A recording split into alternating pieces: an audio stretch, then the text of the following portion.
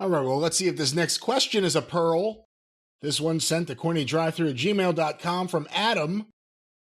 In the late 90s, Billy Gunn was pound for pound the strongest man in WWE, with pound for pound being in quotes there. What?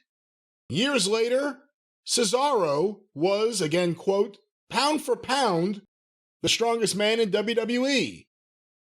I understand this description is a way to make the undersized, yet still jacked guys a little push. I actually love the description. And I don't understand what this guy's trying Is this English? Not really. He wants to know, what does pound for pound mean? Do you like saying it? Who was the first pound for pound guy?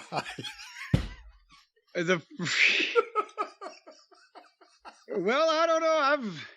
I've known a few guys to get pounded. No, first of all, I didn't actually hear that Billy Gunn was the strongest guy pound for pound. That's an odd thing in the late 90s. Maybe JR may have said that. I don't know what I've heard. Who was the other example he gave? Cesaro. Claudio. Even though he's a big fella too, he's about 250 or whatever. But it's an old boxing phrase, pound for pound.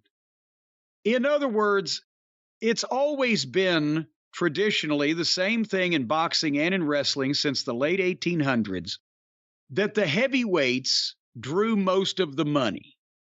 But it's also true, especially in boxing, that the lighter weight classes were where the guys were faster and more scientific.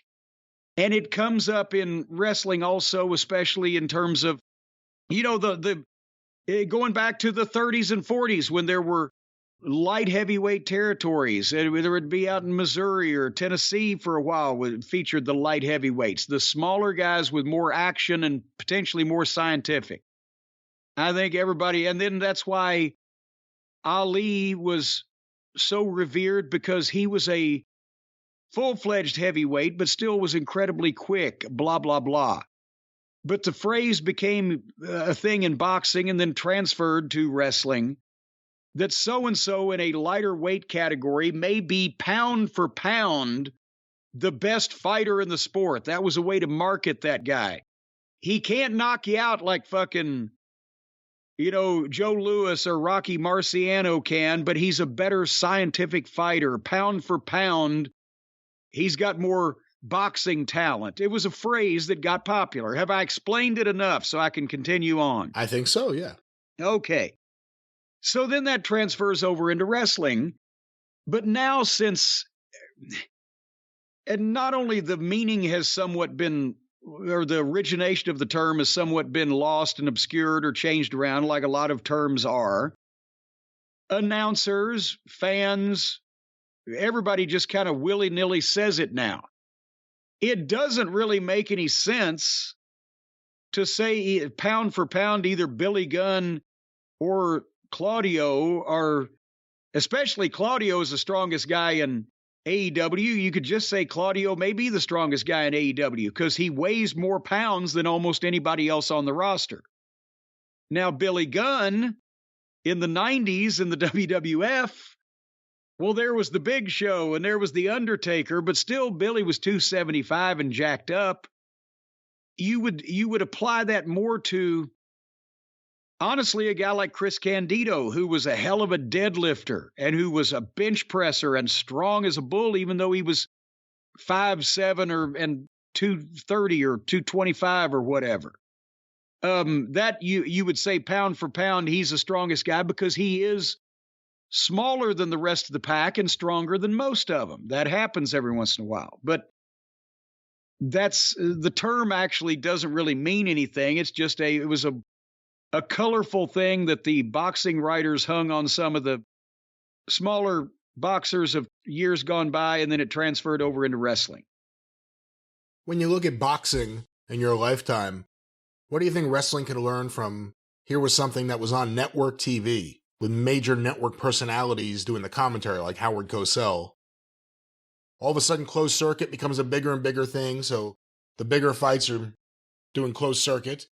but it's on network TV for years and years and years, and then eventually it goes to cable.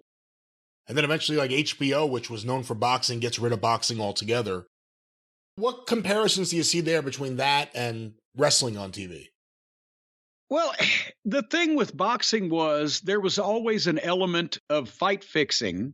I mean, everybody, you're crazy if you think there wasn't, and we've talked about some of them in the past. But it wasn't as prevalent, and it was only either in the buildup of a fighter they thought was marketable, or in some cases in a big money situation to necessitate a big money rematch.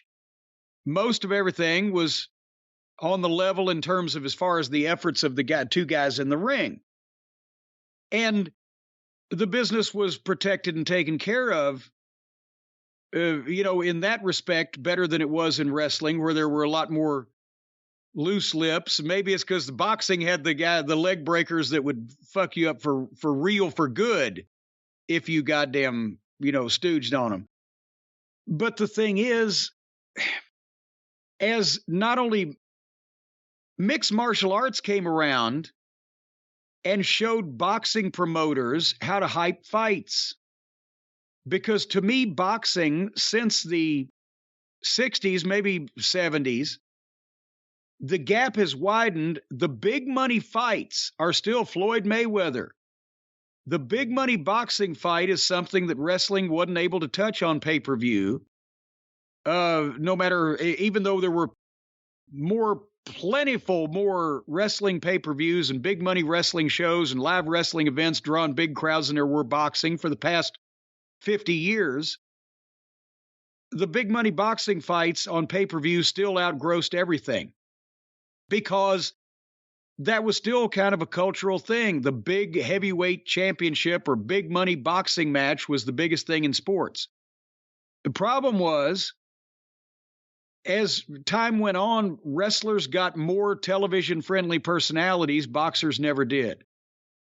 And wrestling became more television-friendly, and because it was entertainment, because it was a little more open to interpretation and or playing with it, it got people's attention more. And so the people who wanted entertainment in their fighting were satisfied, and then the UFC came along, and let's face it, watching a UFC or any kind of MMA fight with top talent is much more exciting than watching a boxing match where they're going to stand there and fucking punch each other. And also the Dana White and Joe Silva, his matchmaker from early on, was an old-time Carolinas wrestling fan. And they hyped fights like pro wrestling. That's why I said for years during that period of time, they're doing our business better than we are. So the point is, your real sports fans love the fucking UFC fights. The entertainment sports fans get more entertainment out of fucking wrestling. And boxing, except for the few major money matches involving people that already have a built-in following and can get over that kind of way, everybody else that gets in boxing starves to death and has been for years.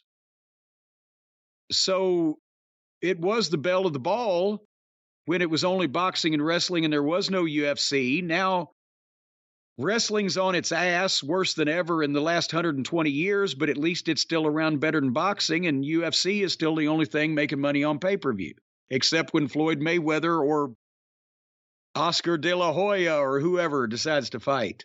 Well, it won't be De La Hoya, I promise you that. I'm just saying over the last, think about it, what big money, you couldn't cross the street 50 years ago without hearing about Muhammad Ali versus Joe Frazier or George Foreman or whatever the case. And now every couple of years they'll have a big money fight if it's involving Mayweather. Before that it was, what was the kid's name? What kid? What kid is that? Well, the boxer, the guy that was drawing a lot of money. Manny Pacquiao? Pacquiao. Yes, there you go. The kid. But he was younger than me. But in the last 15 years, can you name 5 boxers that have drawn big money? Well, there are a few because, see, the sad thing is there are a few heavyweights and they're all right, but they don't get anywhere near the publicity or anything that heavyweights in the past did. You know, I grew up in the 90s when you had Riddick Bowe and Evander Holyfield, which was just an incredible trilogy. When my father was in hospice here at the manor, me and my brother were watching various things that he liked with him, which is why I ended up marathoning Mr. Ed for a little bit. And I'm not complaining. What a funny fucking show. But George Foreman versus Ron Lyle. Again, off network TV. Go, anyone who wants to check out an amazing fight from 76, go, it's on YouTube. Howard Cosell on commentary. It's incredible. Did you ever watch boxing when it was on TV? God. I'm from Louisville. Other than Ali, though, like if it was a Foreman versus Lyle. Well, yes, but then you were interested, especially because it was on Wide World of Sports, you know. But you were interested because is he going to get the rematch with Ali or whatever? So if it was, and like you said, at that period of time, you had Ali and Foreman and Frazier, the heavyweights, and you had Holyfield and a variety of heavyweights, and Tyson in the 80s, 90s, and they had personalities. Now you've got lighter weight boxers, a few of them with the personality and the notoriety, and most of boxing is on its ass. It's probably suffered more than wrestling since the dawn of UFC. Yeah, and again, I grew up kind of the end of what I thought was the great heavyweight division, the end of the 90s there. The heavyweights today, it's not as exciting. You know, it's just not, it hasn't been since the Klitschko's, to me. But we don't want to talk too much more about boxing. Let's get back to some wrestling here on the show.